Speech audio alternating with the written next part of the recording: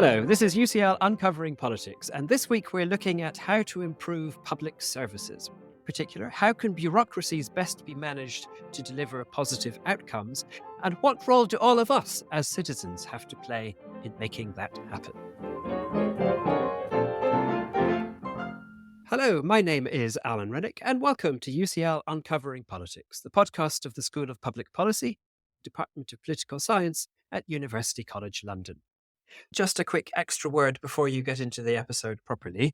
You'll notice as you listen that we had some problems with Dan Honig's microphone while we were recording. We're very sorry about that. But we nevertheless thought that this was a really, really interesting conversation that we wanted you to hear.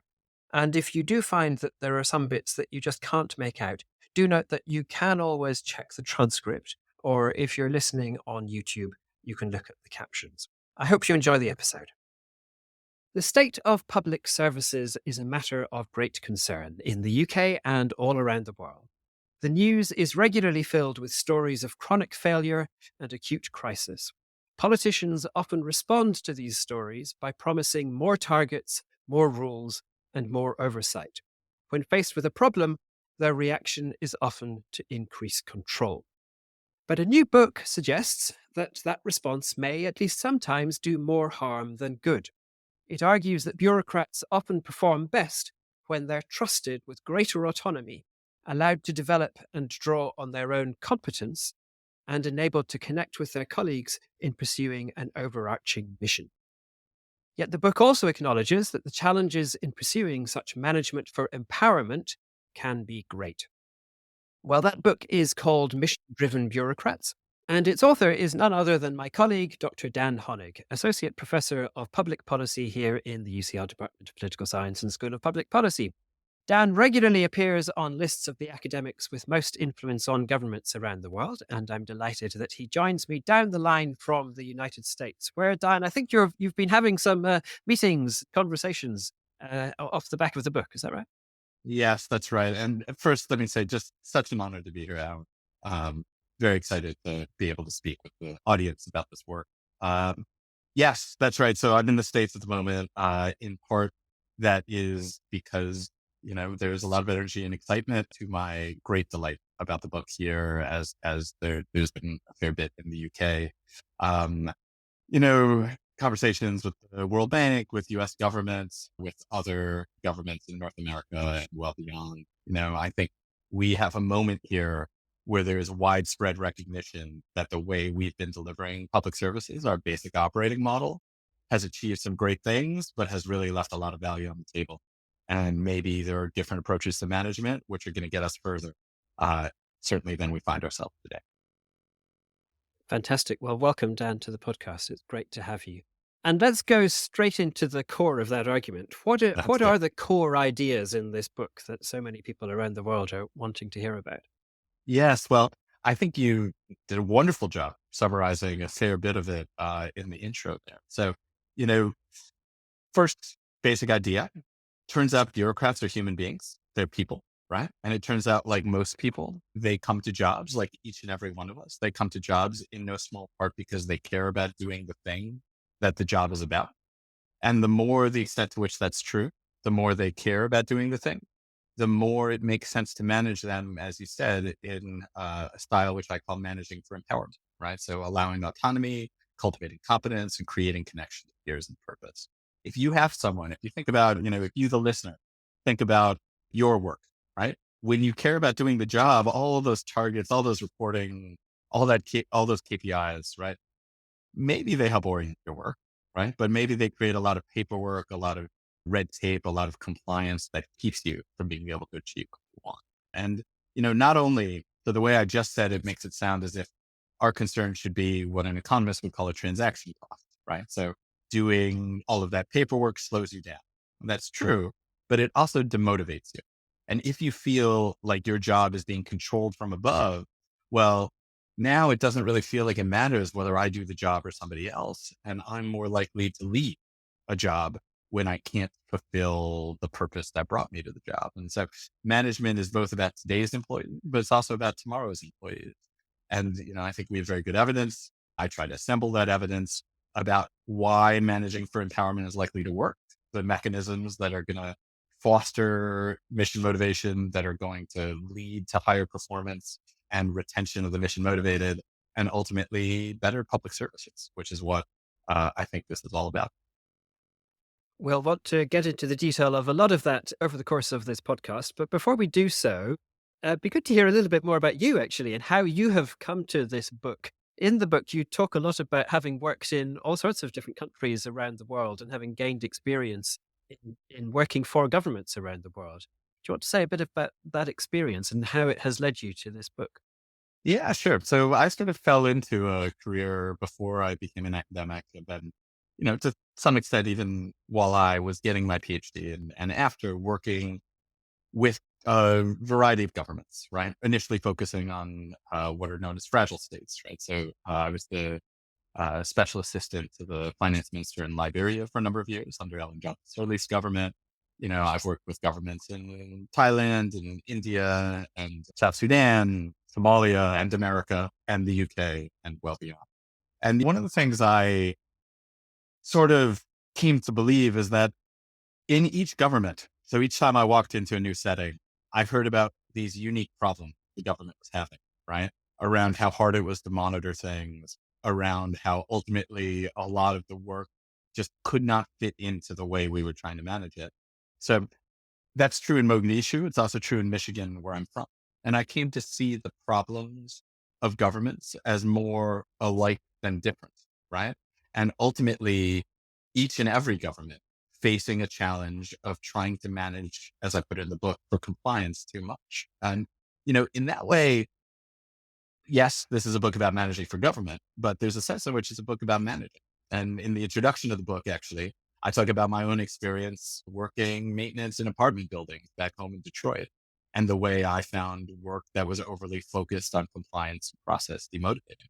In some ways, this book is about taking things that I think most people walking down the street in London and everywhere else know and trying to embed the wisdom, the truths that we all simply know about what it takes to motivate, to manage, to get excellent performance, and trying to get them into the systems of government from which we've sort of lost those. So we've mentioned two styles of management. There's the style that you want to push bureaucracies towards, which you call management for empowerment. And then you've also mentioned there the alternative management for compliance. Perhaps we should say a little bit more about management compliance, what its key features are, which I guess your argument is that is actually the dominant mode of management that exists in bureaucracies around the world today. Yes, I think that's right. I mean, so much so that I often am in conversation with governments that have trouble imagining something other than compliance. So, what is this compliance? It's things like targets, rules, process procedures, reporting, a kind of accountability that focuses on like what an accountant would see, what I call accounting based accountability, right? And often involves trying to codify things so they can be transmitted up a hierarchy, so they can be entered in a database, et cetera. You said it correctly that the book advocates for more management for empowerment. That's not because I think management for compliance doesn't have its place. No, in fact, I argue that all tasks probably require at least a bit of compliance, and some tasks require or would benefit from more than others. But most of the things government does are things that ultimately cannot be understood that way because they're about serving diverse citizens who have diverse needs. They're about making nuanced judgment calls. If you're a social worker facing a vulnerable child and trying to make a decision to keep that child in the home or to put that child in a foster care system which, may itself be woefully inadequate, you could and do have a lot of rules that you should follow at present. But ultimately, there's a judgment call there. And we're never going to be able to compliance our way to the best possible performance when that's the case. And, I think we have in our governments, so, too often we set up our government systems to minimize the chance of something bad happening rather than to maximize performance. And the only way to minimize the chance of anyone making an incorrect judgment is to allow there to be no judgment at all. But of course, in most cases, what I think we should be caring about is indeed maximizing the welfare of citizens. And that means an approach that takes a little bit of a different strategy towards risk. I should say, having leaned into the risk a little bit early here, it's also not the case that all forms of government increase that risk. You can get more mission motivation from your staff often inside the existing sort of compliance framework. So can you say just a little bit more about why compliance, a compliance framework, focus on managing simply for compliance, why that doesn't work? You've kind of hinted at it a little bit there, but it would be good to just draw that out Yeah, a little bit more. thank you. I appreciate the opportunity to do so. So, um, you know, when we manage for compliance, we can get people to see to do exactly the things that we can observe from above, right? So exactly the things that we can record. So sometimes those things are really almost everything of the task, right? So if we're talking about collecting rubbish, managing for compliance feels to me like a pretty good idea. We can put GPS trackers on the cars, on the trucks that the bin men are using. We could have surveys afterwards that take pictures and make sure that all the rubbish that should have been collected has been. This is a very complianceable task. And so managing for compliance is probably a pretty good idea. Will those bin men like it? Maybe, maybe not, but it is likely to be pretty efficient. But what about if we turn to the task of, educating children, right? So when it comes to educating children, we can see if the teacher shows up in the classroom. We can see if textbooks are there. But what actually happens if the teacher is meeting those students where they are, right? If he or she is helping kind of them learn not just the things that can be tested at the end of the year exam, but also all of the things, the socio-emotional skills, the kind of broader flourishing that I want for my kids, that I suspect you want for your kids. There's really no way to compliance that. And so, in some ways, recognizing the limits of managing for compliance is recognizing the limits of the observable to drive what we want to have happen. The observable, the codifiable, the reportable. Um, and most jobs in the public sector are not fully sort of monitorable and complianceable. As such, we have to rely on the humans to do the work. And thankfully, in almost every country in the world, we have pretty good evidence that those humans tend to be people who want to do the work, who want to serve the public. And so the question is, how do we set up systems to empower them, to support them, to put them in a place that lets them do the work they want to do to all of our benefit? How have we ended up in a situation where this compliance-based model is so dominant? 'Cause I'm thinking back to my days as an undergraduate student 30 years ago, which is the last time I was studying public management theory. And the new public management was all the rage during that time. This was the phrase we all had to know. And my dim memory of it is basically it summed up in one phrase, which is steering, not rowing.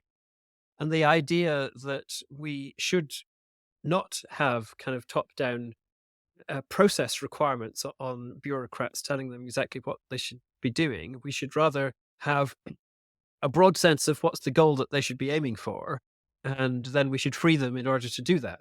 That was my understanding of ideas about good public management 30 years ago, which kind of feels to me like it's a version, at least, of what you're advocating today. And yet you're saying that basically we're not there. And indeed, I get the impression when I listen to debates about these issues that actually it's the new public management theorists that a lot of people like you are reacting against because they have taken us down a road of increasing focus on compliance.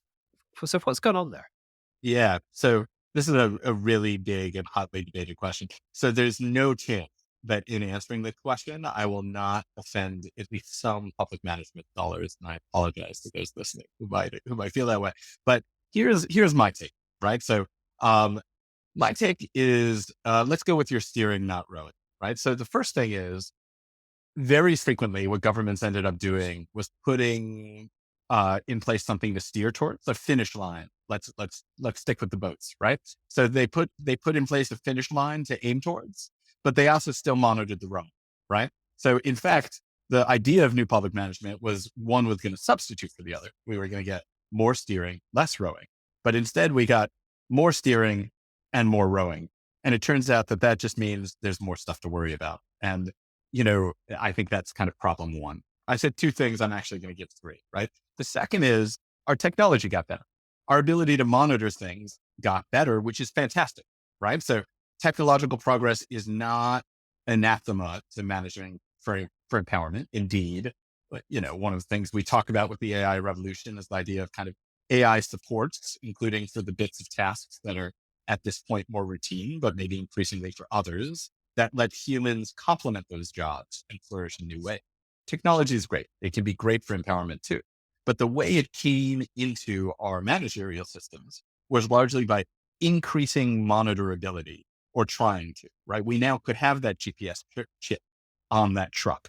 Whereas when you were an undergraduate 30 years ago, that was a little bit harder to imagine. And so our tools to screw this up got stronger. And thus we screwed it up more because we did not step back and think about our models, right? So the third thing I'd say is, again, to stick with your steering, not rowing, what are we steering towards exactly? Over and over again, new public management ended up being, I don't think this was true of all of its um, original advocates, but it ended up, so Christopher Hood in the UK has done a wonderful series of papers that basically shows that steering has gone towards targets, which are usually well correlated with the thing we cared about before, but stop being well correlated with the thing we care about after we steer towards them. So what's an example if that sounds too abstract, right? So let's stick with schools because I was there before, right? So test scores used to be reasonably well correlated with the overall quality of teaching because the test scores, no pressure was put upon the test scores. The teachers weren't focusing particularly on the test scores. And so the kids who did better on the tests were the kids who were doing better overall, right? As we put pressure on test scores as a kind of target, as something we were steering towards, it turned out that test scores became unmoored with the other bits of learning because it's super easy to teach you how to score well on a test.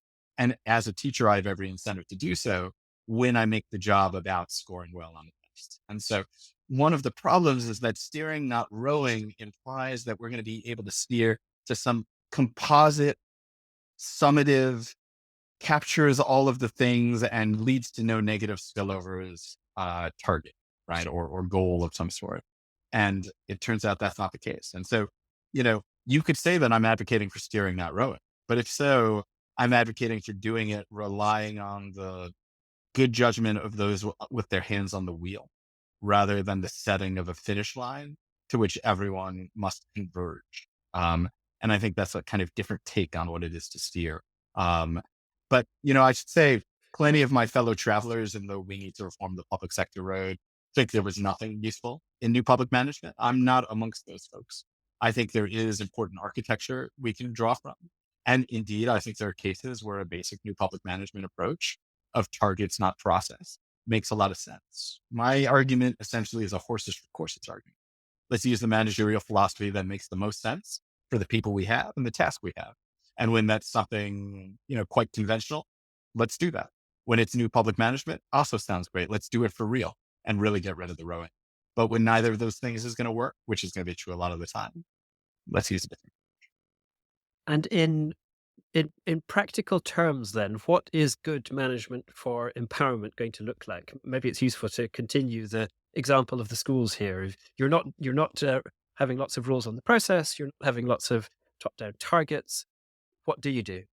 Yes. Well, and it's nice that I didn't mean to wander us in here, but there are emerging opportunities, including within the UCL family. Let me just put it that way for now. To think about this actually precisely in the UK, thinking about educational reform and approaches. So what do you do? And so first, there's no one size fits all answer, right? There's nothing as simple as let's bring in a new test, right? Um, but it can look like creating different kinds of accountability processes. So let's think about what it would mean to make teachers more accountable to each other, more accountable to the communities they serve, right?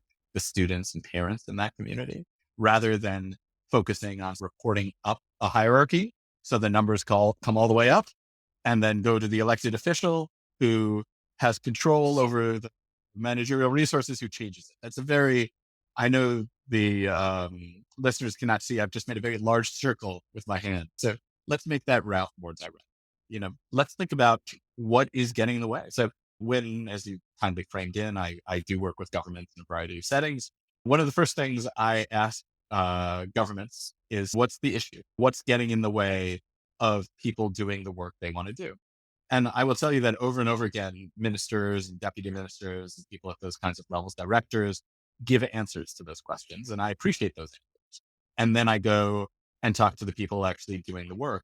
And it turns out those answers have something to do with what's getting in the way of the work, but not everything. The first question to prognosis is, what is the diagnosis? And just like in a medical setting, that diagnosis has some common features, but there's a reason we treat patients one by one and not based only on their blood values and test scores, things like that. And that's because we have to tailor a prescription to the patient we have. And so the last part of the book actually is entirely suggestions for things that have worked elsewhere that look like tailoring. And just to make it concrete, I'll give you a couple of those. There are I think the book surely has dozens, and in reality, there are hundreds, if not thousands of such. So, you know, one thing you can do is get folks together and who work for you to discuss what is it that we're doing and why, right? Why, what is the value of this work? What makes it meaningful? Set what the book calls a clear mission, right? And let that mission point in some ways come via a conversation of staff. What is our collective enterprise? People work harder, not just for the welfare of citizens. They work harder for each other, like any team, right? Like a university team, like a school team, like a sports team. I mean, we have movie after movie about sports teams working hard for each other. And there's a reason that happens at the workplace too. It happens everywhere. And how can we strengthen those bonds? So that's one kind of idea.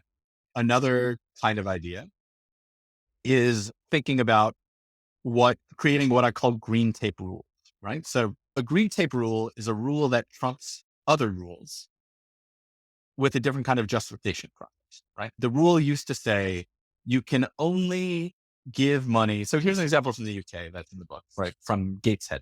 Yeah. So Gateshead, just south of Newcastle, right? So Gateshead Council used to have a system wherein care for the elderly who were socially isolated went as it does in most councils in the UK, right? So needs were documented. When there was a need for funding, that went to a central office, which authorized the funding, and then somebody got a little bit of help. And what DASA did instead is empowered the frontline social workers to spend money according to their judgment. And it said, like, look, you can spend money up to a certain cap. Do what's reasonable. You're going to have to justify it afterwards. Justifying it doesn't mean ticking some boxes. It means explaining why this was a good idea. And, we might go and talk to the clients and see if it was, right? And so what does this allow? Well, it allows a social worker to do something, for example, say, oh, this socially isolated person doesn't see the pathway to get out of their isolation. Why don't I buy them a free bus pass? Why don't I spend the day accompanying them to the library or to the community center and showing them how to get there and get back, and that works out, right? I haven't documented it. I haven't sent it all the way up to Whitehall and had it come back. That's a good idea. I just think that's a good idea. And I might be wrong. That's the thing about judgment. They can be wrong. But I'm trying to help the person in front of me, and I have the freedom to do so. And that's because there's a green tape rule that says to me, guess what? Do what feels good, not what feels good in the sense of, going out to the pub, but what feels like the right thing to do. And then we'll talk about whether it was the right thing to do. And that is a valid reason to have spent up to some amount of money, right? So these are two of, as I say, literally scores and scores and scores of examples. But there are lots of ways to allow autonomy, lots of ways to cultivate competence and a sense of efficacy, a sense that you're doing something useful for the world. Lots of ways to create connection. Now, skeptics, at least some skeptics, are going to respond to what you've just said by thinking, well, if you give these people this much freedom, then they are just going to use it in order to go down to the pub, and they're going to use it in order to shirk in some way or other. Or even if they're not kind of intentionally shirking, then they're going to take their foot off the pedal a little bit, and they're just going to ease off. And then other skeptics, I suspect, might have a different sort of concern, which is you might well have bureaucrats who are really driven and want to do good, but they may do it in a way that is unfair between different people. That if there aren't clear rules for them to follow, that it may be that they may favor particular people that they just like better, or they may have certain prejudices, subconscious biases that lead them to be unfair in certain ways. How would you respond to those sorts of concerns? Well, really easy question, though. I mean, you're going to keep tossing me these softballs. No, I'm kidding. These are both quite scary but very fair. issues. So let me take that in turn. So your first question was, aren't some people going to shirk, right? Or won't most people shirk? And I would say that if the objection is, well, most people shirk, the answer is, well, we have literally no evidence that has almost ever been the case, right? So has that ever been a concern? Yes, it's a concern over and over and over again. And then it turns out that most people do not shirk anytime they are treated in this way, that people live up to the expectations we have of them, not just down to them, right? So if you're worried about that, run a pilot, partner with the UCL Policy Lab, which I'm happy to be a part of if you're in the UK, and we can help you run a pilot. And then if it turns out that indeed most people shirk, you can say, oh, look at those crazy academics. But if what has happened in every other case happens and performance goes up, every other documented case, I don't every case in the world, right? Then I think that's probably a good thing. And we should probably feel good about that. So if the objection is, will some people shirk? The answer is probably yes, right? And when that happens, we should absolutely respond to this. We shouldn't tolerate malfeasance, corruption, shirking, right? But we should address it not by changing the rules so that everyone suffers, but rather by addressing those folks. So some people very tragically misuse their driving licenses, right? We do not respond to that by saying no one can drive. We respond to that by saying you can't drive, right? We're not going to let you drive anymore. And we're going to have systems that check on that because we know the system works better, even though if no one drove, no one would get into a driving accident, right? We know the system works better when everyone drives, right? So how do we do that? We need to think about how we change up our systems to tolerate that. A system where if something goes wrong, we don't just say we need to get rid of the ability to do that thing. So yes, the second really important question that I do touch on a bit in the book, but I think deserves a lot more development and a lot more kind of empirical empirical nuance than it has currently in the literature, which is you talked about prejudices as allowing a bias for some citizens over others. I don't even think you need prejudices to worry about that, which is to say, though I am honored to be settled in the UK, I am originally American. And all the time in the UK, I need to work harder to understand my counterparty and they need to work harder to understand me than they would with somebody who was born around the bend, right? Um, and that means that if I'm going to exercise judgment as a public servant, I am going to be able to understand exactly what's going on better with the citizen who I'm culturally closer to. Right. And so long as that is true, and I think all research suggests it is generally true that I better understand people who share more of my cultural values, I may be more effective without any prejudice whatsoever at helping those citizens. Do I think that's a problem? Yes. Do I think we should think about the equity results? Yes.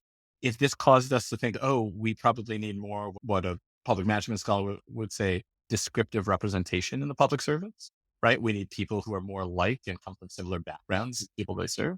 I think that would be a really good thing. I think the answer, let's make sure no one gets anything good because we're worried some people will get some good things that others don't. You know, I appreciate the concern, and if that is your concern, the only way to ensure true equity is to ensure absolute management for compliance, right? Then everyone will be treated equally. Survey after survey, study after study shows that citizens actually will not choose extreme equity over some inequality, which is welfare generating. One could argue that's why we have a capitalist system. That's why we have a market. And I think here too, we need to think about the aggregate good, not just the equality of outcomes. You've talked several times about the importance of trusting officials to do the right thing. And it seems that the approach that you're advocating is one that places quite a premium on trust. So um, managers have to trust those who are working below them. Politicians have to trust managers. We as citizens also have to trust politicians, have to trust the state as a whole in order to deliver effectively without the kinds of very strong rules being put in place that we might sometimes imagine are the only way that we can get compliance out of this system and get the system to do what we want it to do. But trust, of course, is is in very short supply around the world at the moment. Trust in politicians, trust in states. There's a lot of rhetoric in some states about the power of the deep state that is getting in the way.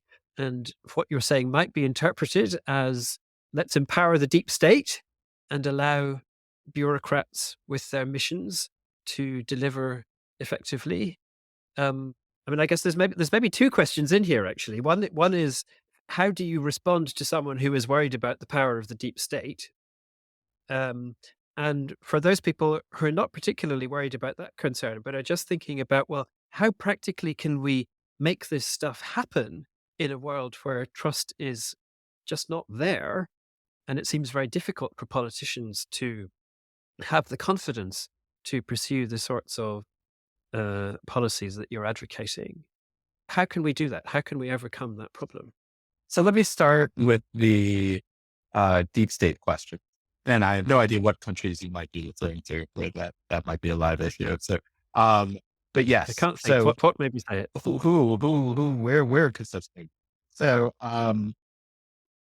it is true that empowering bureaucrats mean that those bureaucrats are going to pursue the are going to have more latitude to pursue what they wish to pursue in the absence of strict control from above. That is built into the argument. If you think that means empowering the deep state, I would ask, like, you know, which parts of the state are doing the things you don't want them to be doing, you person concerned about the deep state? That is to say, are you against the educating children bit? Is it the NHS bit you don't like?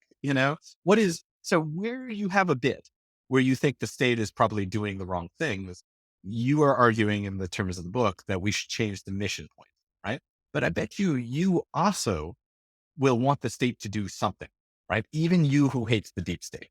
And the question here is not, so making people mission driven or having a bureaucracy that's mission driven does not make it good in a moral sense. What it makes it is good at pursuing its goals. So, I talk in the book actually. So I'm myself Jewish. I talk in the book about mission driven Nazis. I do that to highlight that, you can have people who believe deeply in a mission that and I guess I hope most of your listeners would agree is morally repugnant. And so I think many of those deep state critics want to change what the state does. They don't actually want the state not to do anything. And that means that they actually may want management for empowerment, just with reforms of the state along the way. And that is rightly a domain of political and public contestation, in which that's why we have politics and ideas, I would say. You know, to your question, how do we get trust? Isn't it crazy, Dan, to advocate for more trust at this moment in particular when we have so little? I would say I would turn it around. I would say we have so little because we've operated our systems for so long without, right? You know, I know that if I go in so I recently wrote a guest post for Sam Friedman's Comedies. In it, I recount simple management for compliance moments from my own lived experience in the UK, right? And I talk about a moment where, I needed a medical exam, but we couldn't get it right in the system, right? The test could not register correctly. And so they couldn't give me the test. And we had, 4 nurses and 2 doctors sitting around for 20 minutes trying to make the system go from computer says no to, okay, we can give this patient his treatment, right? You know, a patient walks out from that experience, and I would suspect the average patient is pretty frustrated, has a lower level of trust in the NHS and in the system than they did at the beginning of the day. And that's because this compliance mentality has pervaded that interaction between the citizen and the bureaucrat, and it has undermined the ability to form trust. Now, trust in government is not just about government giving you stuff. It's about government feeling accessible. It's about the people who are government or the processes that are government making sense and seeming supportive to the citizen. And that requires you can't have a process that supports citizens unless those bureaucrats are themselves supported. Compliance rolls downhill, right? When, the US Department of Housing and Urban Development was required to document, to dot every I and cross every T in hurricane response. What happens as a result? Well, they need citizens to, provide loads of paperwork so that they can demonstrate they made the payments accurately. But there's just been a hurricane. Who has the documents? The people who have the documents are disproportionately the wealthy. And even they are pissed off at the end of the day because they have had to go through a compliance process that undermines their trust in government, even as the government delivers services to them. And so, I agree. We are at a moment of low trust. And you say, because we're at that moment, maybe this can't be a solution. I say we are at that moment because we haven't used the solution. And if we think it the other way, we will get there. And I will, just one thing in closing a long answer, I bet, is to say, in the UK, there is a government that has come into power on the back of delivering 5 missions. You will be unsurprised to learn that I think delivering missions is likely to require mission-driven bureaucrats. I think senior leadership in the UK agrees with this from a variety of conversations I've had. How are we going to get those mission-driven bureaucrats? Well, we are not going to get them through strict compliance, targets, process, rules. That is not going to deliver on the current agenda. And if that is what has just been politically empowered in the UK, right? If that is the manifesto, if that is the mandate, that mandate will not go fulfilled if we take a status quo approach. Final question then. What are the next steps that a government such as the UK government or any other government wanting to pursue this approach should take? And also, I guess, what are the steps that we as citizens should Hmm. take in order to enable our governments to do that? Yeah, thank you. That's a great question. You know, from a government standpoint, I think we need to step back and look at where our operating models are helping us and where they aren't, right? And that is a process of diagnosis that can involve support. I mean, of course, the first thing you should do is buy hundreds of copies of Missions of Bureaucrats. That's the absolute no. What the book suggests and what there are plenty of people around, especially in the UK these days, to help you do, including UCL Policy Lab and others, is think about what your current governance equilibrium looks like, your current management equilibrium looks like, and whether it's serving you well. Um, I have a partnership with Nesta around sort of evaluating mission-driven ways of working. We're developing a document that'll come out early next year, right? That's meant to be a framework for self-diagnosis as well, right? To help with exactly this kind of question. I think, once you've done that, you need to actually change things, right? So you could change them in pilots. You could change them by changing the rules. You could change them through like a organizational change management process, right? There are lots of ways up the mountain, but you have to take steps. And if you don't take them, nothing is going to change, right? From the citizen side, what I think we need to do, and I think government plays a role here too, is we need to have a different conversation about what it is that we expect of government, right? So many of our scandals look, when you start to look with this lens, like problems of compliance, right? I just gave you a couple NHS examples that I suspect ring true to some listeners. I think the Horizon IT scandal, in a different sense, is about privileging compliance over everything else. You know, if we require government to never make a mistake, right? To never have anyone who misuses a pound, then we are going to end up with government that treats everyone exactly equally and everyone is running scared and mission-driven bureaucrats wish to exit if they are still present. And we get low-level equilibrium outcomes, which is where I think the UK is and where I think lots of countries are right. For us to get something different as citizens, it requires taking a different approach to what we expect from government. It requires, if 98 teachers get more revenue, 98 principals, sorry, get more revenue autonomy, and 95 of them use it well, and 2 of them waste the money but follow the rules, and 1 of them steals 1,000 quid, and that one ends up on the front of the paper, right? And on the front of the Sun, right? We need to react not by saying, "Oh, we should shut down this program," but rather, "Oh, what were the upsides of this for the other teachers, for the other schools, for the other principals, and how do we get more of this aggregate?"